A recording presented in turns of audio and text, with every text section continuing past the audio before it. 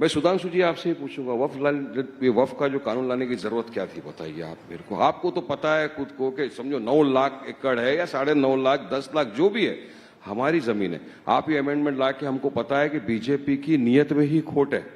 नीयत उनकी है कि हमारी जो वफ की जमीन है इसको यूसर्फ कर दे। अभी आपके पास हिंदू एंडोमेंट बोर्ड है, बताइए आप मुझे, वहां पे आप किसी मुसलमान को एंट्री देंगे? आप नहीं देंगे। तो हमारे वफ बोर्ड के अंदर आप नॉन मुस्लिम को एंट्री देके क्या बताना चाहते हैं? क्यों आप उसको एंट्री देना चाहते हैं? वफ यूजर का क्यों आप हटाना चाहते हो? तो यार बहुत सारी चीजें हैं जो आगे अपन बातचीत के अंदर बताएंगे, मगर पोलराइजेशन पे बात है तो ये सिर्फ और सिर्फ बीजेपी का फोटे है कि पोलराइज करो for their own particular benefits. Sudhanshu, I would like to respond on the starting of the polarization and the Waqf board, what he has said. From where this issue started, it was Abu Azmi of Samajwadi Party has unnecessarily raked up the issue of Aurangzeb.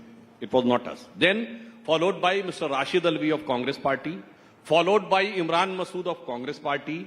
Then Imran Pratapgarhi, who is a member of Parliament of Congress Party, has gone to the Aurangzeb's grave and Fatiha Padha Sahib. Then Ramji Lal Suman unnecessarily brought the dastardly comment of Babar ki aulad and Rana Sangar, etc. Is it we are doing? Then what's the sort of allegation? It's non-substantive and ridiculous. And if somebody is saying, now coming to the next aspect, if somebody is saying that because of the Chhawa movie, the polarization has started, I am unable to understand that if the Schindler's List and Saving Private Ryan has become an internationally acclaimed movie on the atrocities on Jews, none of the German got offended.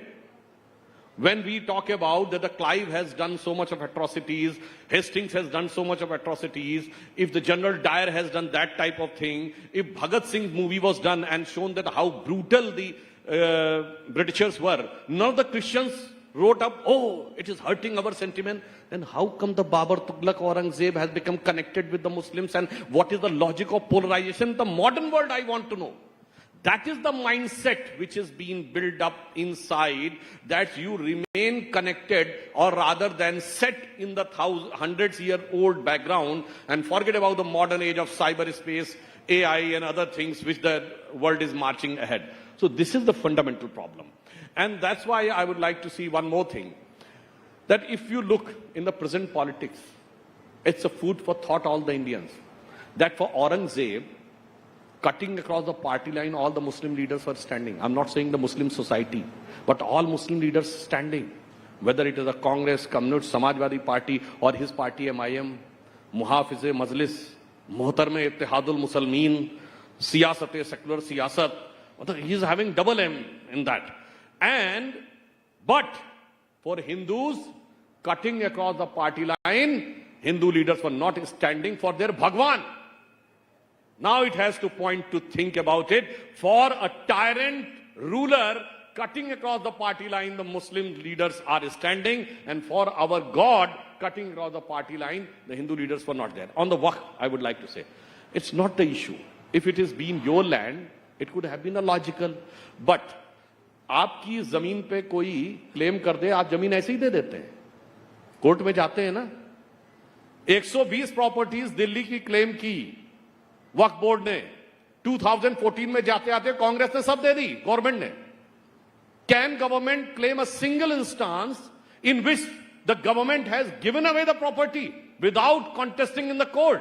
That's why we are saying it's not the property of any person or community, it is the properties of the government which has been claimed, and that's why even the claim was done on the parliament.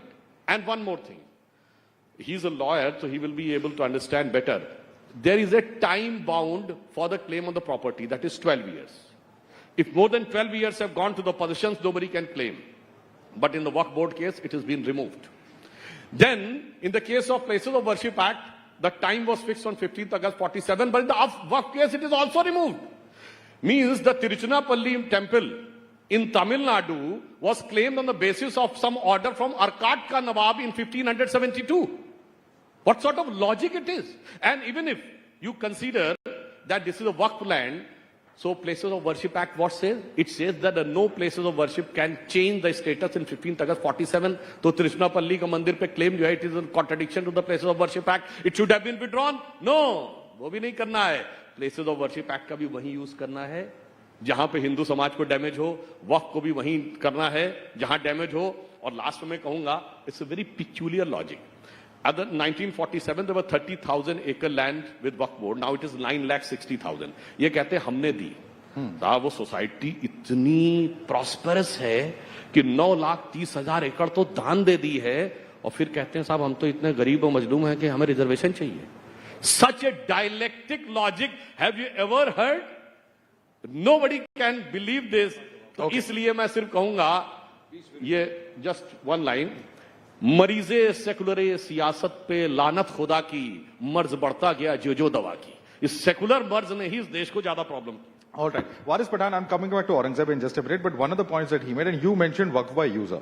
Now the committee has made it very clear that as far as the bill is concerned, Waqf by user is only going to apply prospectively, it's not going to apply retrospectively. So some of the concerns that you are expressing right now are not factually completely correct. Your response, and also response to what Mr. The concerns which we have been showing is truly, they are true.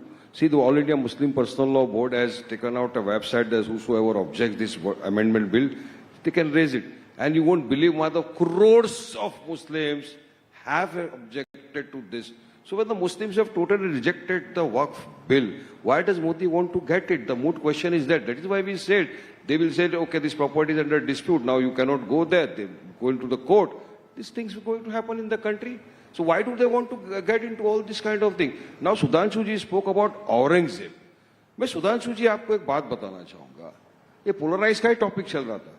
Aurangzeb का नाम लिए बिना आप लोग सियासत नहीं कर सकते। 300 साल बाद भी आज औरंगजेब आपकी मदद के लिए आ गया। अरे भारत के मुसलमान को क्या लेना देना औरंगजेब के साथ में, बताइए। वो चले गए। अब 1788 के अंदर 1788 में औरंगजेब का डेथ हुआ। 111 साल उसके बाद तक मराठाओं ने रूल किया। आपने जब कबर नहीं खोदी उसकी, वो मराठाओं ने कबर नहीं खोदी 111 साल। अब आपको क्यों खोदना है कबर? चलिए कबर खोदने चलते हैं। अगर कबर खोद के ले जाने से देश का विकास होता है, मैं आपके साथ चलता हूं, कुल्हाड़ी लेके हम दोनों जाके मिलके खोद के आएंगे। अगर कबर खोदने से मेरे युवाओं को रोजगार मिलता है, चलिए अपन कबर खोदते हैं। अगर कबर खोदने से ट्रिलियन इकोनॉमिक बन जाती है अपनी, चलिए कबर जाके खोद के आते हैं। अगर कबर खोदने से 15-15 लाख रुपए सबके अकाउंट में जमा हो जाता है, मैं आपके साथ चलता हूं सुधांशु जी, अपन कबर खोद के लेके जाएंगे।